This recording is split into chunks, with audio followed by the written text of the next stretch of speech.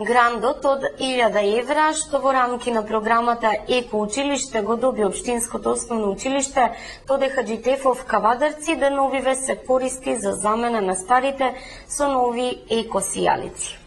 Општинското основно училиште Тоде Хаджитефов Кавадарци во рамки на програмата Еко училиште доби грант од 1000 евра од ДОХО и Швајцарската агенција за развој за проектот Еколошка сијалица вреди енергија за тебе штеди. Деновиве училиштето го користи отсуството на ученици и ги крунисува проектните активности со замена на обичните светилки со еколошки LED туби во 2 училници и ходник од влезот и задниот излез, каде има најмалку дневна светлина и искористеноста на светилките е скоро во текот на целиот ден. Со овој зафат, велат одговорните наставници, во проектот се очекува заштеда на електрична енергија, а со тоа и финансиска заштеда за училиштето. Исто така, со замената на постоечките сијалични места со еколошки сијалични места ќе се постигне подобрување на осветлувањето во училниците и во училиштето. Во рамките на овој проект, со учениците и училишната заедница, во изминатиот период се реализира и многу други активности за подигнување на еколошката свест